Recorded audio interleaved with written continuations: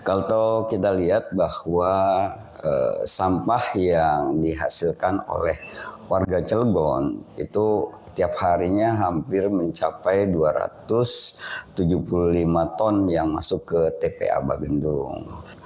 Mengarahnya kemana nih? Kita ke aspal plastik. Nah, jadi alhamdulillah gayung bersambut. Nah, akhirnya kita coba memanfaatkan dari sampah kresek yang kita kumpulkan itu menjadi jalan di TPA sendiri. Kita bangun jalan sekitar 145 meter. Di daerah mana itu, Pak? Di TPA Bagendung. Itu menggunakan aspal plastik. aspal berbahan baku plastik. Nah, itu pengelolaan sampah itu. Komponennya itu 5% dari total aspal yang digunakan. Misalnya intervensinya diberikan tempat sampah. Baik. Tapi perilakunya tidak berubah. Sehingga tempat sampahnya ada, sampahnya acak-acakan juga masih. Gitu kira-kira. Yeah. Nah, tapi kalau dengan STBM, harapan kita dengan tadi orang menjadi sadar, menjadi butuh akan kesehatan, menjadi butuh akan lingkungan yang bersih. Betul. Dia akan berubah dan lingkungan bisa menjadi bersih, masyarakat menjadi sehat. Baik, bertemu lagi bersama saya Surga Firdaus. Nah, kali ini ada narasumber hebat yang akan hadir di tengah-tengah kita semua. Boleh kita sambut Bapak Sabri Mahyudin, Kepala Dinas Lingkungan Hidup Kota Cilegon. Iya, selamat sore Pak. Sehat Bapak? Alhamdulillah. Alhamdulillah. Dan di hadapan kita juga ada Bapak Muhammad Yunus. Assalamualaikum. Waalaikumsalam warahmatullahi wabarakatuh. Beliau adalah PJ KKS STBM Dinas Kesehatan Kota Cilegon. Oke, baik. Bapak langsung saja nih. Karena tema kita pada hari ini adalah sampah terkelola, kesehatan terjaga. Itu artinya ada korelasi antara dua dinas yang ada di hadapan kita ini semua, guys. Ya. Yang pertama dari Dinas Lingkungan Hidup, yang kedua dari Dinas Kesehatan. Lingkungan hidup dan kesehatan itu apa ya? Mungkin satu keutuhan ya, Pak ya.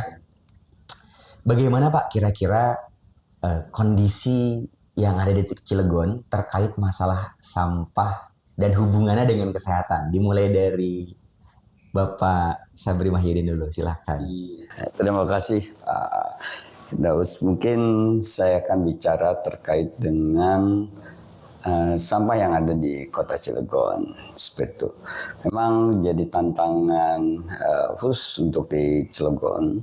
Apalagi Pak Wali Kota kita sekarang ini sangat konsen terhadap permasalahan persampahan. Kalau kita lihat bahwa sampah yang dihasilkan oleh warga Cilegon itu tiap harinya hampir mencapai 275 ton yang masuk ke TPA Bagendung. Nah ini dengan euforia yang sekarang bahwa program penggunaan metode open dumping yang tidak diperkenankan lagi memberikan dampak juga terhadap kita LH bagaimana mengelola TPA ini menjadi control landfill, minimal control landfill. Nah ini yang gitu. Balik lagi bahwa control landfill ini dimulai dari pemilahan sampah seperti itu. Pemilahan sampah ini tadi harus dimulai dari hulu sampai hilir. Karena apapun metodenya, apapun rencananya, apapun pelaksanaannya, faktor pemilahan ini yang menjadi kunci, kata kunci. Pemilahan yang menjadi kata kunci ya? Betul. Jadi kalau kita lihat di beberapa daerah, pengelolaan alatnya, tenaganya tetap akan keteteran dengan kalau dia tidak melakukan pemilahan seperti itu. Gitu. Jadi intinya kalau Cilegon lebih kepada kita pusatkan nantinya ke sektor pemilahan. Pemilahannya. Yeah. Kalau saya dengar tadi jumlahnya sangat besar sekali ya Pak. Ada 275 ton per hari. Itu artinya kita butuh peran aktif masyarakat. Nah ini selaras dengan program Kementerian PU dengan programnya PPAM ISWMP. Apa sih PPAM ISWMP itu guys? PPAM itu adalah penguatan peran aktif masyarakat. ISWMP-nya adalah Improvement of Solid Waste Management to Support Regional Area and Metropolitan Cities Program. Itu artinya memang dengan kondisi yang ada sekarang di lingkungan hidup saat ini, dan itu sudah dinotis oleh Pak Kepala Dinas, 275 ton sehari. Nah, itu berarti butuh peran aktif masyarakat ya Pak ya? Harus. Nah, dalam hal ini peran aktif masyarakat ini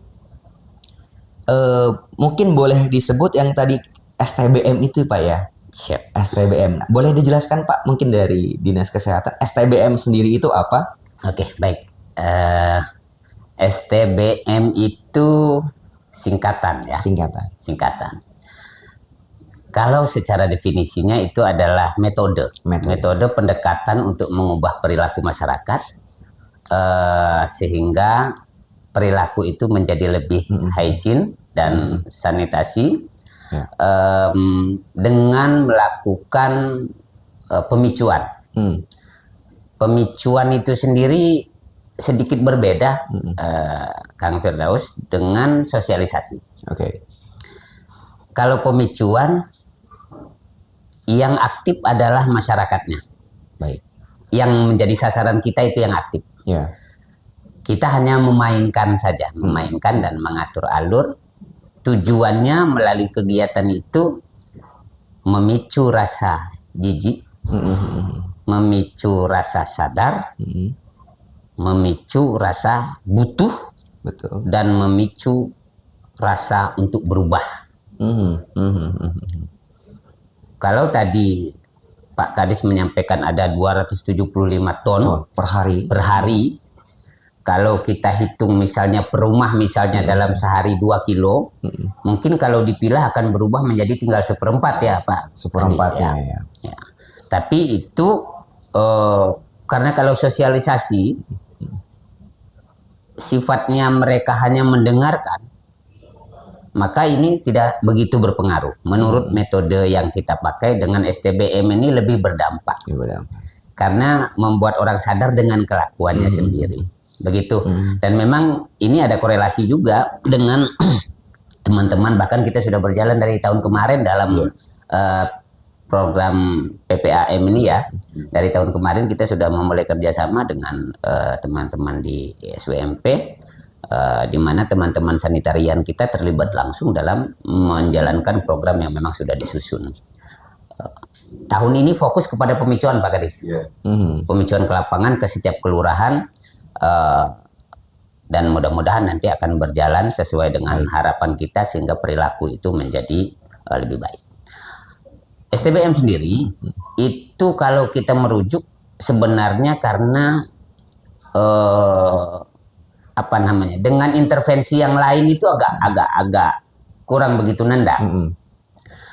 Misalnya intervensinya diberikan tempat sampah, tapi perilakunya tidak berubah. Sehingga tempat sampahnya ada, sampahnya acak-acakan juga masih, gitu kira-kira.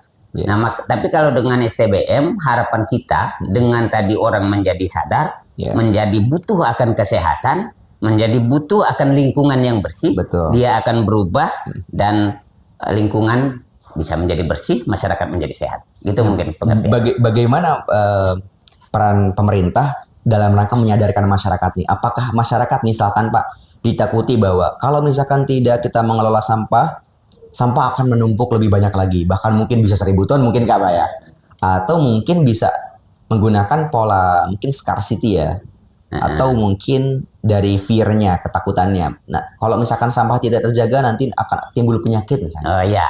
Nah, itu ada nggak Pak penyakit-penyakit yang timbul dari akibat kita tidak mengelola sampah dengan baik? Betul. Endingnya ke situ. Ketika orang akan sadar, oh ternyata sampah saya adalah sumber penyakit. Oh ternyata perilaku saya selama ini justru membuat saya dan keluarga menjadi tidak sehat. Harapan kita sebenarnya itu tujuannya untuk, karena dampaknya kalau kesehatan berbicara efek kesehatan ya, dampak buruk perilaku terhadap pengelolaan sampah yang nantinya akan menjadi beban bagi masyarakat, tapi juga tanggung jawabnya pemerintah. Maka disadarkan lewat pemicuan tadi, pemicuan STBM khususnya di pilar sampah, begitu mungkin Kak. Nah, Kalau kita melihat perilaku masyarakat, Pak ya, sekarang ini masyarakat kita itu lebih banyak cenderung menggunakan eh, bahan-bahan atau misalkan alat-alat yang berbahan baku plastik, Pak. Nah, Karena kebanyakan apa namanya? Contoh yang ada di hadapan kita ya. Botol plastik gitu kan, Pak. ya. Dan suka tidak suka memang ya di kehidupan kita sehari-hari kebanyakan sampah itu adalah sampah plastik. Bagaimana Pak dari pandangan Kepala Dinas Kesehatan terhadap sampah plastik ini? Harus diapain Pak sampah plastik?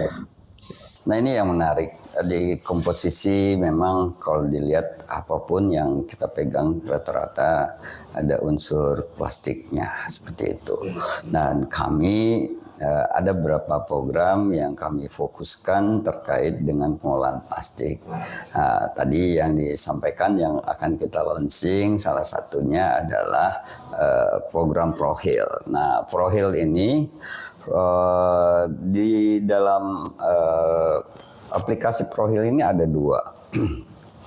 Sampah liar dan pilah sampah. Nah, untuk pilah sampah ini kita fokuskan pada sampah plastik seperti itu. Jadi ada komponen yang sekarang itu plastik yang tidak memiliki nilai ekonomis. Nah, ini yang menjadi tidak menarik buat baik itu pemulung, baik itu pelapak gitu. Adalah sampah kresek. Sampah kresek. Nah, ini yang Plastik kresek. Ya. Oh, ada bedanya Pak ya antara plastik misalkan botol dengan plastik kresek. Iya, komponennya beda seperti itu. Nah, tapi kami sudah pernah mengadakan istilahnya di HPSN, Hari Peduli Sampah Nasional. Kita coba kompetisi sekolah dengan mengumpulkan sampah kresek. Dan alhamdulillah kita bisa kumpulkan sekitar 1,7 ton dalam satu hari. Wow, satu. Nah, mau diapain nih? Itu sampah sekolah itu Pak?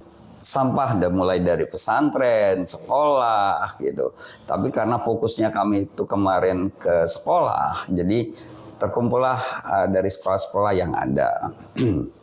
Nah dari kresek itu kita coba bicara sama tim dari Chandra Asri, PT Chandra Asri. Ada program apa nih dengan kresek ini? Karena beliau menawarkan, Pak, kami punya program cacah sampah kresek. Mengarahnya kemana nih? Kita ke aspal plastik. Nah, jadi alhamdulillah gayung bersambut. Akhirnya kita coba memanfaatkan dari sampah kresek yang kita kumpulkan itu menjadi jalan di TPA sendiri. Kita bangun jalan sekitar 145 meter. Di daerah mana itu Pak? Di TPA Bagendung.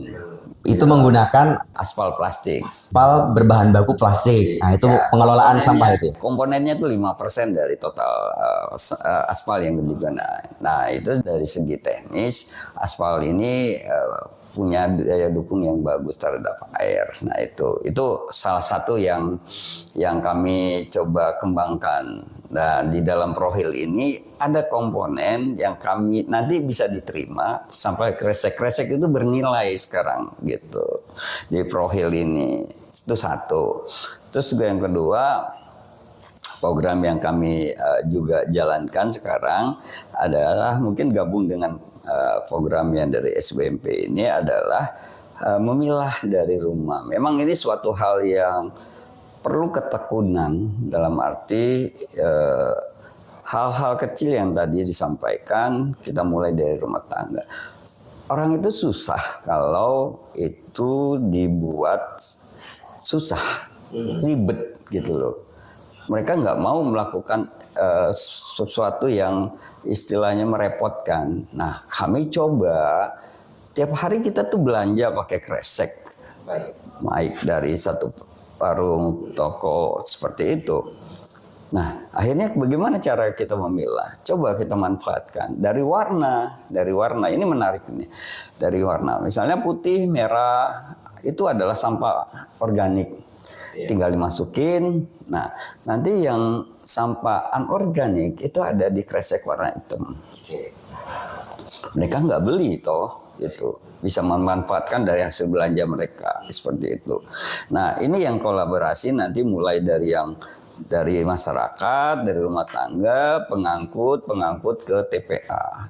Nah, tadi terkait dengan 275 itu, nanti di TPA tinggal memilah saja. Mana yang merah yang putih, kita masukkan dalam wilayah organik. Hitam anorganik. Nah, itu bisa tercapai apabila ini masyarakat mau melakukan hal-hal kecil seperti itu. Tapi program tadi apakah sudah disosialisasikan kepada masyarakat Pak terkait tadi misalkan sampah ini di warna ini, apakah fasilitasnya juga sudah disediakan kah misalkan? Nah, kalau fasilitas kita tidak bisa menyiapkan, dalam arti pemerintah tidak menganggarkan itu. Tapi kami merujuk bahwa mereka bisa memanfaatkan apa yang mereka miliki. Dari sisi belanja tadi, kreseknya kan toh mereka nggak beli, tinggal hanya memilah saja. Oh ini organik, masukkan di kantong putih atau merah, anorganik di hitam. Kalau sosialisasi kami lakukan mulai dari sekolah, mulai dari kemarin terakhir kita di Car Free Day gitu. Kita mengedukasi masyarakat termasuk dari media massa seperti itu. Nah, ini yang kami coba murah meriah tapi mereka bisa langsung mencerna apa yang akan diminta oleh pemerintah seperti itu. Nah, ini yang mungkin nanti akan kami kembangkan satu-satu mulai dari profil terus dari pemilahan. Dan yang menarik, kami sedang melakukan namanya kolase. Program kolase itu program pendidikan yang memasukkan unsur ke sekolah pendidikan terkait dengan pemilahan sampah. Nah, ini kami bekerja sama dengan PT Chandra Asri, Bank BNI, Bank Sampah dengan Pemkot. Nah, sirkulasi ini yang menarik. Pertama, kita minta teman-teman guru melakukan edukasi. Nah, nanti dari edukasi ke siswalah yang membawa sampah ini ke sekolah. Untuk saat ini 1 bulan 2 kali kita lakukan. Nah, sampah yang dibawa ke sekolah akan ditimbang oleh bank sampah. Bank sampah akan menyetorkan uang hasil timbangan ini ke BNI. BNI yang mendistribusikan kepada siswa. Jadi sirkulasinya jalan gitu. Jadi siswa sudah punya ATM, punya uang sendiri. Dan lebih serunya kan emak-emaknya juga nitip sampah sama anaknya. Nah, itu yang jadi dampaknya itu di rumah tangga ikut seperti itu. Dan kami baru uji coba di 4 sekolah. Insya Allah nanti di bulan depan melalui program PPAM juga kita akan menambah 15 sekolah seperti itu. Dan saya lihat dari sirkulasi keuangan ini mereka hampir bisa udah main jutaan gitu loh.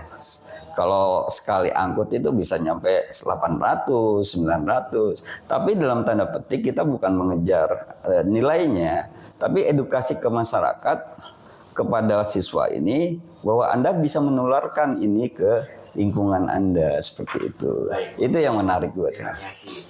Nah, ini saya mewakili masyarakat Pak, ya. Bahwa yang terjadi ini ternyata memang masalahnya tadi kita rangkum masalah di atas dan di bawah. Nah, kadang-kadang masyarakat sebetulnya bukan nggak sadar, tapi masyarakat juga sebetulnya banyak yang sadar juga. Cuman kadang-kadang mungkin mereka bingung. Kalau saya mau membuang sampah setelah saya pilah, kan harus dipilah dulu nih. Kalau misalkan masyarakat sudah disadarkan Pak ya, sehingga akhirnya mereka bisa memilih mana sampah yang mungkin ada nilai jualnya, ada value-nya, mana sampah yang tidak gitu kan. Setelah dipilah, mereka bingung mungkin. Apakah saya langsung buang sendiri ke TPSA? Nah, ngebuangnya kemana tuh Pak? Nah, apakah misalkan di tiap kelurahan, kan di Cilegon itu ada 43 kelurahan, 8 kecamatan. Apakah di setiap kelurahan ini ada? Tapi kan kalau per kelurahan juga jauh ya Pak, masa dari rumah. Nah, adakah pengepul-pengepul yang mungkin sudah dikerjasamakan oleh Dinas Lingkungan Hidup gitu Pak. Jadi ini ujungnya ada keluhan dari masyarakat. Saya sudah memilah nih, toh pas dibuang di tempat sampah, ya maaf diaduk-aduk lagi sama pemulung, karena ya mereka yang ngambil yang tadi itu yang punya nilai ekonomisnya. Nah kami mengundang kalau di Cilegon itu namanya transporter. Transporter ini yang mengambil sampah-sampah baik dari industri, baik dari lingkungan gitu loh. Jadi mereka bekerja sama dengan RT, RW gitu loh. Nah kami sudah mengundang mereka bahwa Anda punya kewajiban memilah sampah di kendaraan Anda. Seperti itu. Jadi mereka juga tidak mau direpotkan karena mereka juga ngejar waktu. Jadi mereka tinggal, oh ini merah. Jadi di kendaraan itu mereka tinggal memilah aja. Oh hitam, kresek hitam ya digabungin lagi kresek hitam seperti itu. Putih ya putih, merah ya merah digabungin seperti itu. Dan itu langsung ke TPA. Dan di TPA kita juga usahakan nanti ya tadi di mana kantong merah putih, yang mana kantong hitam seperti itu. Sejauh ini transporter yang sudah terlibat berapa banyak Pak? Jumlahnya di Kota Cilegon. Kemarin kita hampir sekitar 40-an transporter yang kita libatnya. Nah ini yang menarik. Jadi dengan edukasi itu kami melihat ada beberapa industri yang melakukan pembayaran retribusi dari nilai 40 juta turun 30, turun 20, sekarang hanya 10 juta sebulan. Jadi ada tahapan yang mereka lakukan untuk mengurangi sampah yang dibuang ke TPA. Satu sisi memang kita senang, satu sisi kita juga susah. Karena retribusinya turun. Iya betul. Jadi ini yang berbanding ya gitu. DLH nih coba dong ininya retribusi naikin gitu. Terus ada yang gimana nih DLH sampahnya yang masuk ke TPA dikurangin. Kalau dikurangin ininya nggak naik nih dia. Ya menyeimbangkan itu yang ya, kan ada satu sisi orang melihat kita harus meningkatkan retribusi. Dalam arti kalau retribusinya meningkat berarti sampah yang dibuang banyak. Iya betul. Itu. Jadi image-nya itu kalau mengelola sampah jangan berpikir itu ada keuntungan atau pendapatan yang besar dari situ. Seperti itu. Baik Pak, kalau tadi saya tangkap artinya kalau kita bandingkan rasio 275 ton dibandingkan dengan transporter yang hanya 40, mungkin ini bisa jadi bahkan mungkin bisa jadi peluang ekonomi untuk masyarakat untuk jadi transporter kan gitu. Nah, tapi sebelum ke sana saya ingin berbicara juga kepada Dinas Kesehatan. Sebelum kita jauh ke transporter, peluang ekonomi lagi nih Pak. Artinya masyarakat juga memang harus betul-betul sadar dulu agar transporter tidak repot-repot memilah lagi mana yang hijau, mana yang kuning, mana yang merah, mana yang hitam. Itu ya. Masyarakat harus sadar. Nah, dari Dinas Kesehatan sendiri, apakah ada ukuran di Kota Cilegon ini persentase kesadaran masyarakatnya seperti apa? Oke, baik. Saya sudah catat Pak Kadis. Kalau berbicara angka, Mas, saya dengan teman-teman di LH maupun di PUPR itu ada perbedaan, ada perbedaan angka. Kedua-duanya benar, tidak ada yang salah. Karena masing-masing punya kacamata dan punya kriteria. Kami melakukan pendataan melalui wawancara. Mungkin pada saat wawancara ketika ditanyakan apakah Anda membuang sampah sembarangan, mungkin orang akan berkata tidak. Oh tidak. Oke. Karena malu dong. Iya. Orang akan mencentang tidak, pasti itu. Karena tidak akan ada yang mempermalukan dirinya dengan jawaban itu ya kan. Sehingga angka di kami cukup tinggi Pak, 75,96%. Kesadarannya, perilakunya. Kalau berbicara dari pertanyaan tadi, tapi yang penting ini kan adalah gambaran di lapangan. Nah, pada dasarnya Kang Firdaus, perilaku masyarakat itu akan berdampak pada masyarakatnya. Melalui STBM, kita ingin masyarakat punya perilaku yang baik, khususnya untuk dirinya dan lingkungan rumahnya saja. Tapi kan walaupun hanya berpikir diri sendiri atau keluarga sendiri, kalau dilakukan oleh setiap rumah kan berarti kan satu lingkungan kan. Iya. Kalau semua lingkungan berarti satu RW. Kalau semua RW berarti kan satu kelurahan. Nah kalau seluruh kelurahan sudah melakukan itu berarti sebenarnya kita 100% perilakunya sudah baik. Ya. Masalahnya adalah kenapa kita masih menemukan sampah-sampah itu. Nah, saya nggak mau komentar itu ya. Artinya kalau tahu mah tahu. Cuman kalau mau sadarnya ini yang saya nggak jamin angkanya Itu gitu dia. loh, Pak. Nah, Betul. buktinya kita masih melihat ceceran sampah di pinggir jalan. Ya. Gitu loh. Tapi apapun itu dari sisi kesehatan kami itu memberikan edukasi. Contoh gini, kalau sampah rumah tangga itu dibuang sembarangan, maka salah satu yang korelasinya besar adalah tingginya penyakit DBD dan diare. Ya. Kalau sampah itu tidak dikelola. Bagaimana DBD kita bisa mengatakan bahwa perilaku dari sampah? Itu langsung terlihat. Kalau permukiman itu tidak ada sampah berserakan, masyarakatnya memperhatikan lingkungan, maka dengan sendirinya tempat berkembang biak nyamuknya akan berkurang. Otomatis kasusnya juga akan menurun.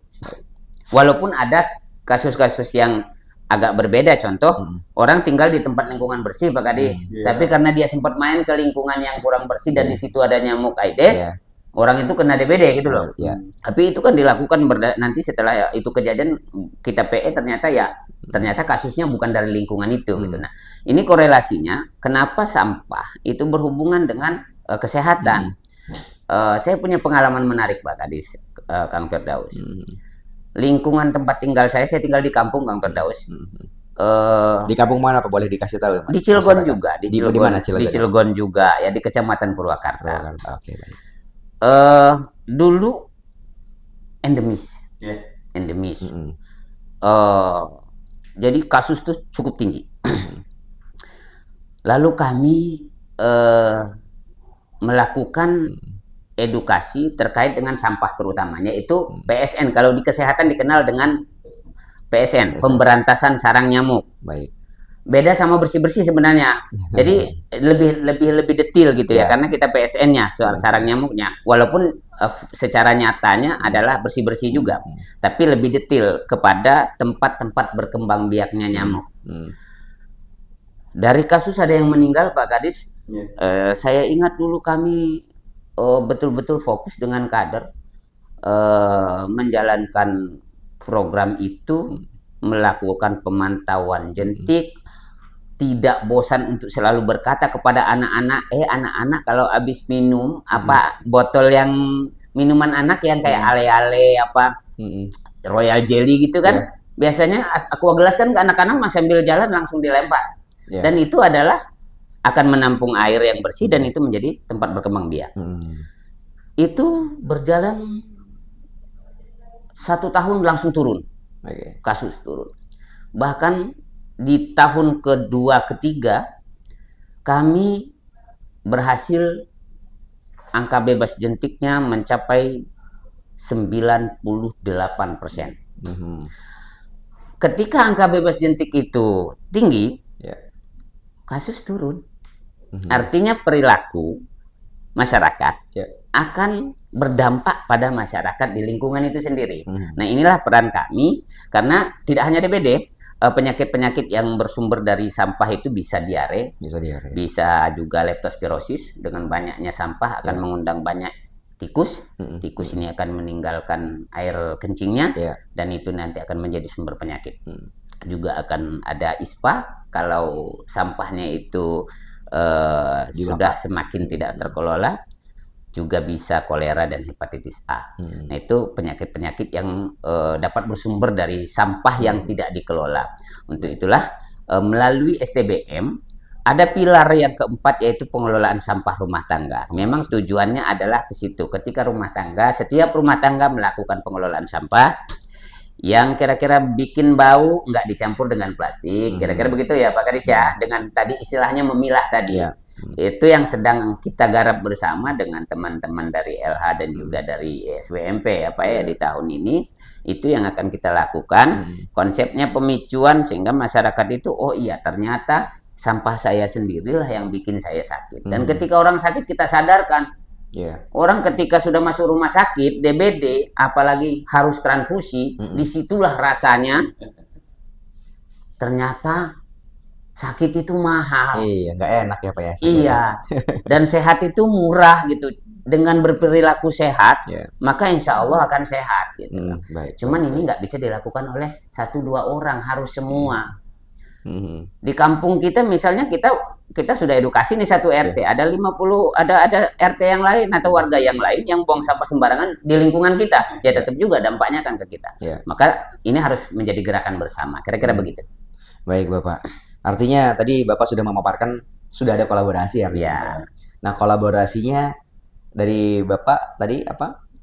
Kolaborasi dengan Dinas Lingkungan Hidup Untuk melakukan untuk pemicuan. melakukan pemicuan. Ya. Kalau dari Bapak sendiri, mungkin ada kolaborasi lain Pak selain itu, selain pemicuan tadi dengan Dinas Kesehatan sendiri? Ya, kami tadi disampaikan oleh Pak Yusnus bahwa kalau mereka tidak bisa melakukan pemilahan, otomatis penyakit akan muncul seperti itu. Jadi kami lebih kepada seperti apa nih untuk memilah sampah yang ada seperti itu. Intinya seperti itu. Jadi banyak juga yang kita kolaborasikan dengan Dinkes selain hal-hal yang terkait dengan sampah seperti itu. Kalau kita melebar ya terkait dengan sampah medis seperti itu. Ya mungkin dalam arti medis ini sampah medis juga berdampak sebenarnya kalau tidak dikelola dengan yang benar seperti itu. Baik Pak. Kalau arahan khusus Pak, mungkin dari pimpinan kita yang ada di Kota Cilegon, apakah ada untuk LH dan untuk Dinas Kesehatan? Iya. Kalau pimpinan kami kebetulan baru dilantik, jadi dalam 16 program unggulan beliau salah satunya adalah di kebersihan. Nah ini yang menjadi concern kami di LH terkait dengan sampah. Jadi mulai banyak yang kita lakukan perubahan dari pimpinan baru ini terkait misalnya sampah yang ada di jalan protokol. Kebetulan tadi juga barusan ini dicek juga di jalan protokol. Kemarin saya lihat kontennya Pak, kontennya Pak Wali itu di jalan protokol harus bersih dari sampah. Ya seperti itu. Jadi beliau juga sangat konsen terhadap kebersihan, termasuk di TPA seperti itu. Nah kami mudah-mudahan dari target RPJPN, di mana di dalam RPJPN itu bahwa sampah yang terkelola itu di tahun 2045 itu 75%, harus di atas 75%. Nah insya Allah kalau dengan kami dapat bantuan dari Bank Dunia ini, yang tadi sampah 270 ton dikurangi nanti dari SUMP ini program 200 ton, terus program kami juga ada pengolahan sampah sekitar 30 ton. Dan akan kita tingkatkan lagi jadi 65 ton. Sebenarnya target 2045 itu sudah terlewati. Itu pengelolaan.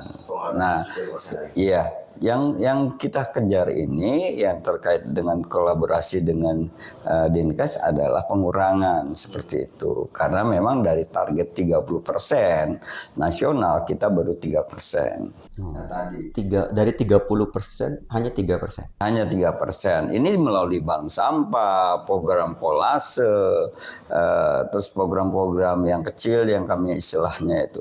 Nah, ini sebenarnya boleh dikatakan kedepannya saat ini nanti setelah tahun depan ini jadi, sebenarnya Cilegon ini kuat di hulu, di hilir. Di hilirnya akan selesai. Tapi yang belum selesai itu ada di hulu. Di hulunya. Nah, hulunya siapa? Ya masyarakat. Balik lagi, kalau ini tidak dikelola, ya tadi dampaknya kesehatan. Terus tidak dikelola juga, target kita tidak tercapai yang 30% gitu. Walaupun di pengelolaan tercapai, tapi di pengurangan ini yang tidak tercapai. Jadi ini yang menarik nantinya seperti itu.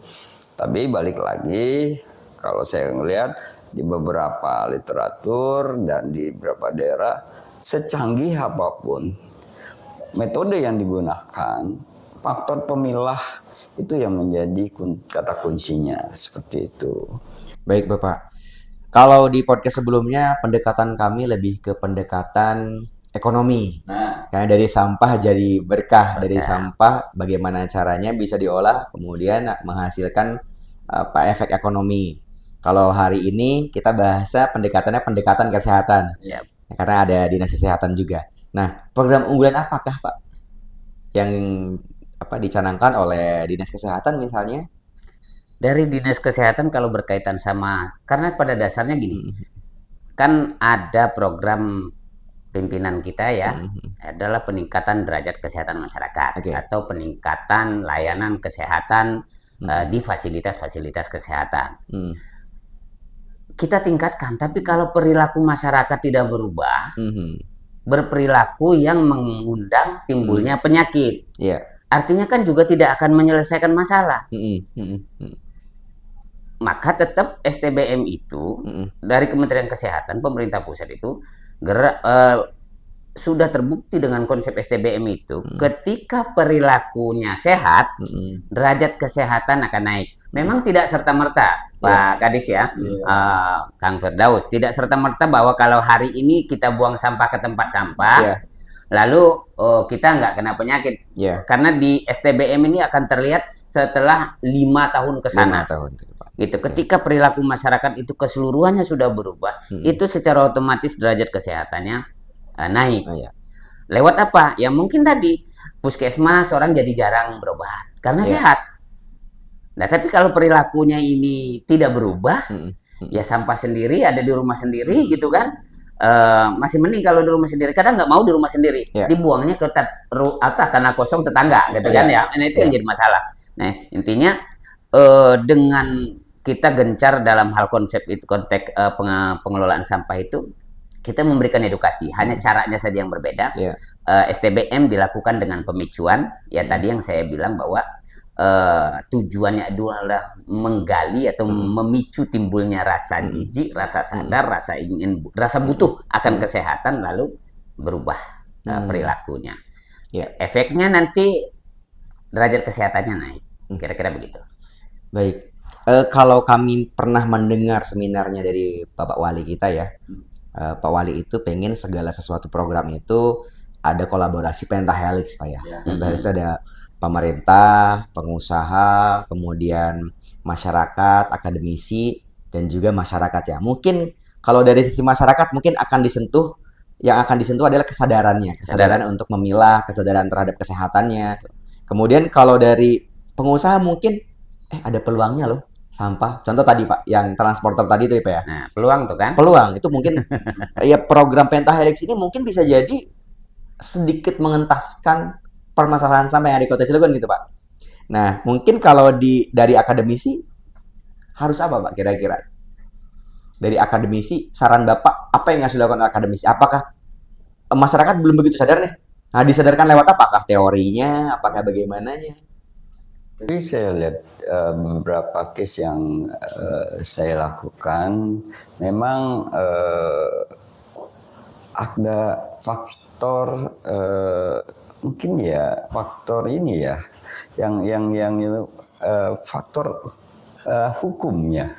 Nah ini yang mungkin saya lihat efek jeraknya itu yang nggak ada seperti itu. Efek jerak untuk menghukum yang buang sampah sembarangan. Iya, jadi case yang kami lakukan gitu, ya kita melihat bahwa wilayah ini adalah wilayah yang Anda harus jaga seperti yang tadi saya sampaikan. Kalau Anda kotor, wilayah Anda kotor, yang terima dampaknya itu ada berdampak ke Anda sendiri gitu loh. Baik. Tapi yang buang bukan saya gitu loh. tetangga saya gitu dalam skala kecil ya di rumah atau di komplek. Tapi dalam skala besar antar kabupaten kota seperti yang terjadi di Cilegon seperti itu kan masyarakat jenuh juga. Kami sih sudah memprotek daerah kami, tapi daerah yang lain masuk untuk membuang sampah ke daerah kami. Akhirnya tingkat kesadaran itu ya mereka sendiri yang istilahnya menghukum orang yang membuang sampah di daerah dia seperti itu. Nah, tingkat kesadaran itu memang faktor tadi itu efek jerah itu yang memang menurut analisa saya, pendekatan saya lihat berapa kali case yang kami lakukan itu yang memberi suatu hal yang bisa memberikan perubahan seperti itu. Baik Bapak. Kalau dari segi ekonomi, insya Allah Cilegon sudah berbuat dalam arti sampah yang sudah ada itu punya nilai ekonomisnya sudah banyak seperti itu. Artinya segala sesuatunya harus kita mulai dari diri kita sendiri. Betul. Balik lagi. Baik, mungkin Pak terakhir, apakah yang akan dilakukan oleh Dinas Lingkungan Hidup dan juga Dinas Kesehatan itu sendiri dalam jangka waktu yang secepat-cepatnya? Kalau kita bicara jangka menengah, jangka panjang itu kan mungkin sudah ada program gitu Pak ya, program A, B, C, D. Tapi kira-kira apakah langkah konkret atau langkah satsetnya gitu untuk minimal mengurangi sampah yang ada di masyarakat? Dinas Kesehatan dulu. Dinas Kesehatan sekali lagi tidak berbicara tentang infrastruktur terkait penanganan sampah. Itu punya Pak Kadis. Tapi kira-kira apa yang mau dilakukan sama Dinas Kesehatan untuk mengurangi? Yang jelas begini Kang Firdaus, Dinas Kesehatan itu ini sudah menjadi tugas rutin. Merubah perilaku manusia. Lebih ke advokasi berarti ya? Ya, merubah perilaku manusia itu tidak sama dengan halnya merubah perilaku bebek. Benar nggak Pak? Bebek malah lebih gampang merubah perilaku bebek ya Pak ya? Bebek tinggal komandannya aja suruh duluan belok, dia belok semua. Nah gitu. Ya karena memang nggak bisa berhenti hanya kami akan lakukan ini bulan besok. Memang nggak bisa seperti itu ternyata. Makanya kita Kementerian Kesehatan sampai mengeluarkan Permenkes nomor 3 2014 tentang STBM ini. Tujuannya itu karena ini berbicara jangka panjang. Nggak bisa kita katakan hari ini kita lakukan pemicuan, lalu orang serta-merta akan berubah gitu. Baik. Bahkan saya punya pengalaman, tapi tidak dalam pilar sampah. Tidak dalam pilar sampah. Kita karena ngejar kemarin stop BABS. Hari ini kita picu. Hari ini orang berkomitmen. Hari ini orang bertanda tangan. Bertahan 2 bulan. Tidak dilakukan lagi. Tapi kembali setelah 2 bulan ke sana gimana Pak Yawong?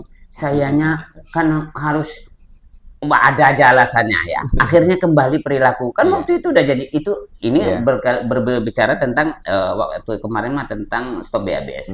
Nah, yang sekarang pilar sampah ini itu juga sama. Maka kita lakukan itu, kegiatan ini menjadi kegiatan yang memang selalu rutin dilakukan, menjadi bagian daripada tupoksinya sanitarian kita di puskesmas Kota Cilegon dalam memberikan edukasi, tapi edukasinya lebih melalui pemicuan tadi konsepnya. Ya. Lebih ke advokasi. Betul. Kalau hanya sosialisasi, orang seneng Pak, diundang datang sosialisasi, diceramain, suruh nonton, lihat layar, pulang dapat makan. Baik. Ya. Tapi kalau pemicuan justru nggak dapat belum makan. tentu yang setelah mengikuti agenda itu pulangnya bahkan mungkin sampah bekas makanannya dibuang ke tempat sampah. Belum tentu ya. Itu ya. Nah, itulah ya yang menjadi bahwa yang saya katakan bahwa merubah perilaku masyarakat nggak bisa dengan 1 kali 2 kali melakukan edukasi dan promosi kesehatan, tapi ini menjadi program rutin. Dinkes itu melakukan promosi kesehatan, penyebaran informasi dan edukasi itu udah dari segala media, Mas. Podcast semacam ini itu semua puskesmas melakukan. Siaran di Mandiri FM juga dilakukan. Langsung turun ke rumah-rumah, ke kampung-kampung juga dilakukan oleh teman-teman sanitarian. Tapi ya itulah memang tugas kita, karena merubah perilaku masyarakat tidak gampang. Sehingga ini akan menjadi program yang terus dilakukan oleh Berkelanjutan. Dinas Kesehatan berkelanjutan tadi. Karena STBM itu memang harus berkelanjutan. Kuncinya di situ. Ya. Ketika nggak berkelanjutan, maka dia berhenti dan derajat kesehatan akan turun. Gitu. Baik Bapak. Tapi mungkin kalau dari infrastruktur pengelolaan, Mungkin lebih ke action. nah ke sini mungkin yang Karena kalau kami lihat kemarin aja berkaitan dengan apa ya, ASN tidak pada hari tertentu itu pada hari tertentu saja atau seterusnya Pak tidak boleh membawa kendaraan.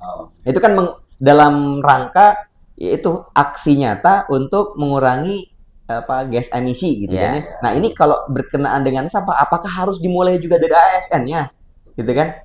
Gimana Pak, menurut Bapak? Langkah konkret jangka pendek dan satsetnya gitu. Ya, untuk masyarakat sendiri, memang kami setelah launching ini, sebenarnya tadi efek jerah ya, efek jerah. Tapi masyarakat tuh pasti akan jenuh. Dalam arti gini, kalau tetangganya tadi buang sampah, mereka bersihkan, buang sampah lagi, akhirnya kan efek jenuh itu muncul seperti itu. Dan itu yang jadi concern kami, bahwa kami harus menerima, harus menyelesaikan apabila masyarakat dengan program Prohil ini, masyarakat bisa melaporkan sampah liar. Nah, sampah liar ini yang nanti balik lagi bisa mengurangi penyakit seperti itu. Tapi kami berharap ini dimulai dengan diri kita sendiri. Nah, mungkin hal-hal kecil ini yang perlu diedukasi juga. Mulai dari kalau di kantor ya kertas satu layar, balik bisa dipakai juga 2 layarnya, seperti hal-hal seperti itu gitu. Kalau kami masih konsen terhadap, karena tadi bicara hulu dan hilir, hulu kami yang perlu kami perkuat seperti itu. Nanti setelah hilirnya sudah selesai, sebenarnya udah selesai sih sampahnya di TPA. Tapi kalau nanti setiap tahun jumlah penduduk naik, sampah otomatis naik. Nah, tetap yang berbicara yang kita selesaikan itu adalah hulu ini seperti itu. Nanti jangka pendek yang tadi dengan melalui, kalau kami tuh kalau sosialisasi kayaknya masuk ya udah selesai. masuk telinga kiri, keluar telinga kiri lagi. Mentok Pak ya. Gitu. Akhirnya nanti lari lagi kepada efek jenuh masyarakat seperti itu tiap hari. Jadi berapa case yang tadi saya sampaikan, mereka nggak mau loh, itu loh. Wilayah dia kotor gitu. Akhirnya saling menjaga. Kalau dia saling menjaga, mulai dari lingkungan yang besar, dari kelurahan turun RW, turun RT. Nah, dampak ini yang akan memberikan jangka panjangnya. Tapi sebenarnya hal yang menarik itu 3 tadi Pak Yunus bilang. Saya lihat ada beberapa kota yang di Jepang yang kerjasama dengan kami. Kami lihat mereka aja untuk mereduksi 2 produk itu butuh 4 tahun gitu loh. Dan sosialisasinya bukan seperti sosialisasi kita. Saya lihat seperti itu, bahwa dia harus face to face, tidak melalui RT, hal yang kecil. Tapi benar-benar Anda saya drill, hari ini Anda harus melakukan.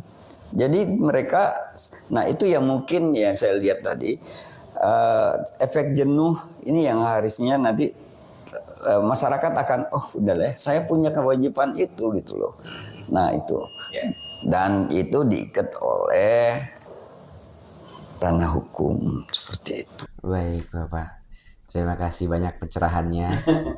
Nah, sebelum kita tutup, apakah ada kesimpulan atau harapan yang atau ada mungkin juga ajakan terhadap masyarakat? Bapak silahkan, terhadap masyarakat, ajakan untuk membuang sampah. Tadi balik lagi yang saya sampaikan, secanggih apapun pengelolaan sampah,